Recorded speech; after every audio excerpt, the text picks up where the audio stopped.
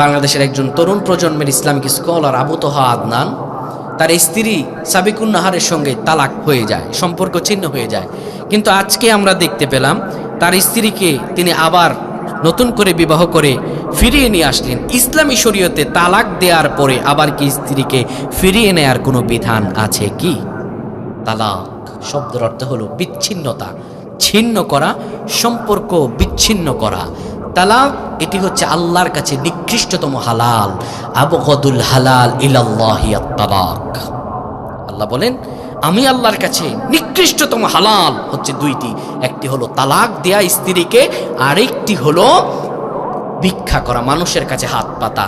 এই তালাক এটি হচ্ছে সবচাইতে জঘন্যতম কাজ। এই তালাক এর প্রকারভেদ রয়েছে তিনটি।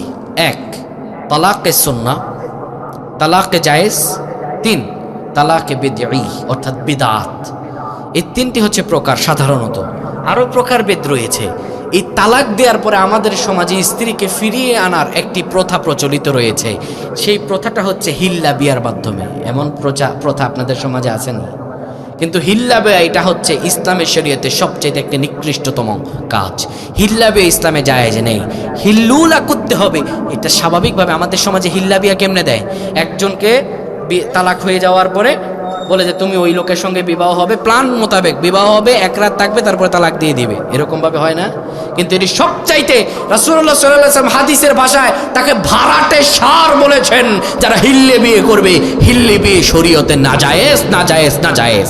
কোন স্ত্রীকে তালাক দিলে সে তালাক হয়ে যাওয়ার পরে ওই স্ত্রীকে ফিরিয়ে আনার কিছু পদ্ধতি আছে। কি পদ্ধতি?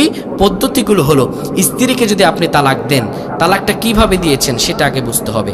তালাক যদি আপনি স্ত্রীকে এভাবে দেন যে আপনি স্ত্রী খারাপ কাজ করছে, আপনার অবাধ্য, সে আপনার বাধ্যগত নয়, আপনি তখন তাকে তালাক দিলেন, এক তালাক দিতে পারবেন। একসাথে তিন তালাক দেয়া তালাকে বেদাত। একসাথে তিন তালাক দেয়া কি? অনেকে তালাক দেওয়ার পরে এসে বলেন হুজুর আমার মাথায় হুঁশ ছিল না, রাগের মাথায় তালাক দিয়েছি। তালাক তো মানুষ রাগের মাথায় দেয়, তালাক কি হাসতে হাসতে দেয়? অনেকে বলে হুজুর আমার চেতনা ছিল না, আমি তালাক দিছি, আমার মিলাই দেন। অনেক ভণ্ড হুজুর আছে 500 আর 1000 টাকা পকেটে নিয়ে তালাক দেওয়ার পরে স্ত্রীকে মিলিয়ে দেয়। আপনি যদি তালাক দেওয়ার পরে স্ত্রীর সঙ্গে মিলন হন, কিয়ামতের ময়দানে আপনার নামটা দেখবেন জানাকারের কাতারে উঠে যাবে, আপনি জানাকার হয়ে উঠবেন, স্ত্রী আপনার স্ত্রী নয়। তালাক দিছেন বলে হুজুর বউ ছেলে মেয়েগুলো এতিম হয়ে যাবে, সেই দিকে চেয়ে স্ত্রীকে ফিরিয়ে আনি। কেন আপনি তখন তালাক দিলেন? আপনি ধরেন হাতে একটা ছুরি নিলেন, খপ করে সভাপতি সাহেবের বুকের বরাবর মেরে দিলেন, আর বলেন আমি তো বুঝি নাই, ছুরি মারছি, রক্ত বের হইছে না। রক্ত বের হবে না? তালাক দেওয়ার পরে বিচ্ছিন্ন হয়ে গেছে। তিন তালাক দেওয়ার পরে সেখানে আর সম্পর্ক থাকতে পারে? কিন্তু তিন তালাক দেয়া বিদআত। তিন তালাক দেয়া কি? রাসূলুল্লাহ সাল্লাল্লাহু আলাইহি ওয়াসাল্লাম একবার বসে আছেন, হঠাৎ করে একজন নারী সাহাবী এসে বলতেছেন ইয়া রাসূলুল্লাহ আমার স্বামী আমাকে তিন তালাক দিয়েছেন। রাসূলুল্লাহ সাল্লাল্লাহু আলাইহি ওয়াসাল্লাম সঙ্গে সঙ্গে উঠে দাঁড়ালেন, নবীজির গা মোবারক থেকে নবীজির চাদর মোবারক পড়ে গেল। এক সাহাবী সঙ্গে সঙ্গে তলোয়ার নিয়ে উঠলেন, হয়তোবা ওই ব্যক্তি ফাসেক হয়ে গেছে, এখনই তাকে কতল করতে হবে। নবীজি এত রাগান্বিত হয়ে গেলেন। একসাথে তিন তালাক দেওয়ার অধিকার আপনাকে দেওয়া হয় না। তালাক দেওয়ার বিধান আছে। তালাক কিভাবে দিবেন? প্রথমে আপনার স্ত্রী যদি আপনার অবাধ্য হয়, প্রথম তুহুরে, পবিত্র তুহর, হায়েজ থেকে মুক্ত পবিত্র, সেই তুহুরে তাকে আপনি তালাক দিবেন। সে গর্ভবতী নয়, সে অবস্থায় আপনি তাকে তালাক দিবেন। প্রথম তালাক যখন হয়ে গেছে, সে পরিবর্তন হয় নাই, 1 মাস যাওয়ার পরে আবার যখন সে হায়েজ থেকে পবিত্র হবে তখন তাকে আরেকটা তালাক দেবেন। কটা হয়েছে? 2টা। এরপরে আবার যখন 3য় নাম্বারে সে হায়েজ থেকে পবিত্র হয়েছে তখন তাকে আবার তালাক দেবেন। এটা হচ্ছে তালাকে সুন্নাহ। এভাবেই তালাক দেওয়ার নিয়ম। কিন্তু একসাথে তালাক দিলেও 3 তালাকই পতিত হবে। আবার এই যে আমাদের সমাজে তালাক দেয়, তালাকের মাঝে অনেক প্রকারভেদ আছে। যেমন যদি তালাক দেওয়ার পর আল্লাহ রাব্বুল আলামিন বলেন ইয়া আইয়ুহান নবী ইযা তাল্লাকতুমুন নিসা ফাতাল্লিকুহুন্না লিইদ্দাতিহিন্না ওয়াহসুল ইদ্দাহ। যখন তুমি তোমার স্ত্রীদেরকে তালাক দাও তখন তুমি তাদেরকে ইদ্দত করার সুযোগ দাও এবং ওয়াহসুল ইদ্দাহ, এবং ইদ্দতকে গণনা করো। এই ইদ্দত পালন করার পরে ওই নারীর সঙ্গে আর পুরুষের সম্পর্ক থাকবে না।